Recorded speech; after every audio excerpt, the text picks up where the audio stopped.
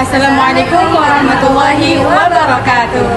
Teman-teman, pada kesempatan kali ini kita akan membahas tentang sifat amanah. Sebelumnya, kita tampilkan dulu video yang menampilkan contoh hilangnya sifat amanah pada zaman sekarang.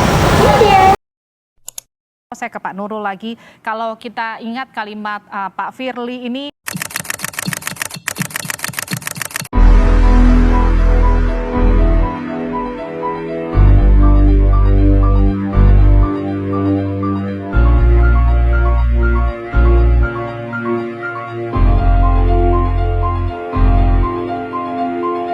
Di video sebelumnya, kalian sudah lihat contoh hilangnya sifat amanah pada zaman sekarang. Kalau aku tanya, apa yang kalian pahami dari sifat amanah? Coba kita dengar penjelasan dari teman kita dulu. Amanah secara sederhana berarti dapat dipercaya.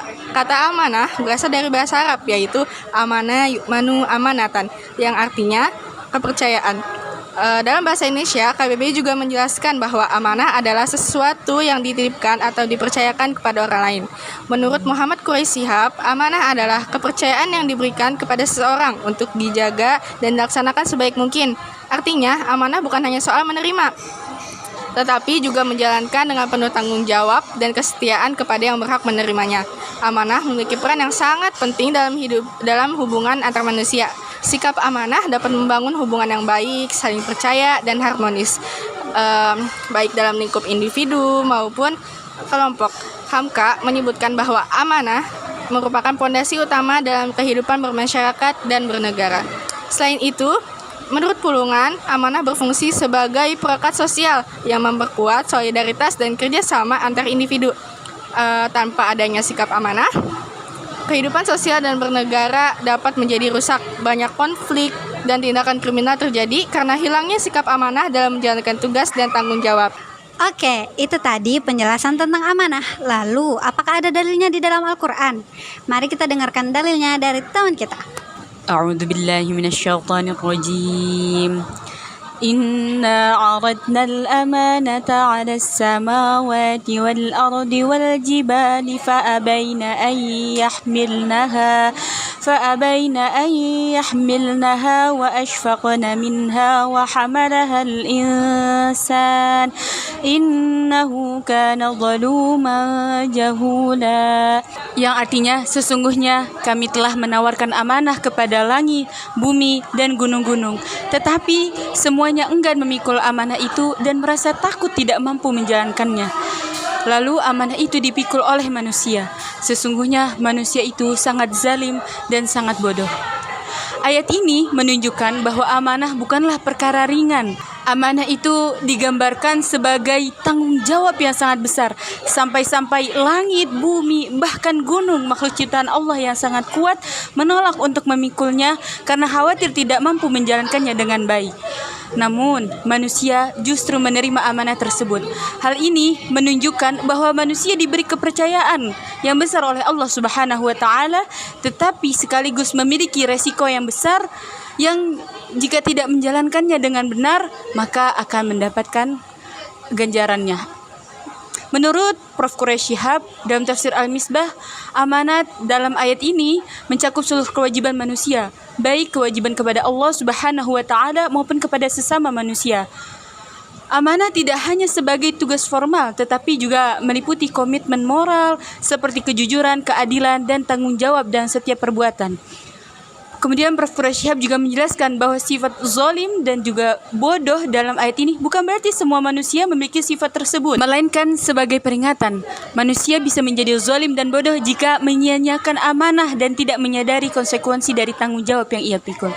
Maka dengan demikian, amanah dalam Quran Surat Al-Ahzab ayat 72 ini dapat dipahami sebagai kepercayaan yang besar dari Allah Subhanahu wa Ta'ala kepada manusia untuk menjalankan perintahnya, menjaga keseimbangan kehidupan di bumi, serta menegakkan nilai keadilan dan kejujuran. Ketika amanah dijalankan dengan baik, maka manusia akan menjadi makhluk yang mulia. Sebaliknya, jika amanah diabaikan, akan muncul sebagai kerusakan. Nah, dari penjelasan teman kita tadi udah jelas kan dalilnya kalau amanah itu perintah langsung dari Allah. Berikutnya, apakah ada perbedaan pendapat di kalangan orientalis tentang makna amanah itu sendiri? Apakah bertentangan atau sejalan dengan penjelasan tadi? Untuk melihat konsep amanah dari sudut pandang studi orientalis, salah satu tokoh yang sering dijadikan rujukan utama ialah Clifford Geertz. Clifford Geertz memandang agama bukan terutama sebagai wahyu, tetapi sebagai sistem budaya yang membentuk cara berpikir dan bertindak suatu masyarakat. Dalam kerangka ini, konsep amanah dalam Islam dipahami sebagai nilai moral dan etika sosial yang hidup dalam budaya masyarakat Muslim. Menurut pandangan ini, amanah bersifat ideal sebagai ajaran moral. Namun, dalam praktik kehidupan modern sering tidak dijalankan secara konsisten. Hal ini terlihat dari berbagai pelanggaran amanah di ruang publik, seperti korupsi dan penyalahgunaan jabatan. Geertz melihat masalah ini bukan sebagai kegagalan individu semata, tetapi sebagai jarak antara nilai agama sebagai simbol budaya dengan praktik sosial yang dijalankan masyarakat. Tapi ada bantahan nih tentang pandangan Clifford Geertz. Menurut beberapa tokoh, pandangan Clifford Geertz ini memiliki keterbatasan karena menempatkan agama hanya sebagai produk budaya.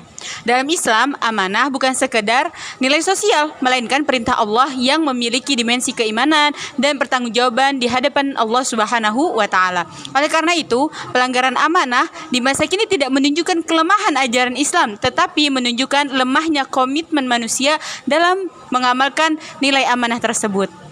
Dari pembahasan ini dapat disimpulkan bahwa amanah dalam Islam merupakan perintah Allah yang bersifat keimanan dan tanggung jawab moral. Sementara itu, studi orientalis melalui pandangan Clifford Geertz melihat amanah sebagai nilai budaya yang ideal, tetapi sering tidak terwujud dalam praktik kehidupan modern. Perbedaan sudut pandang ini menunjukkan bahwa pelanggaran amanah di masa kini bukan karena lemahnya ajaran Islam, melainkan karena manusia belum sepenuhnya mengamalkan nilai amanah dalam kehidupan sehari-hari.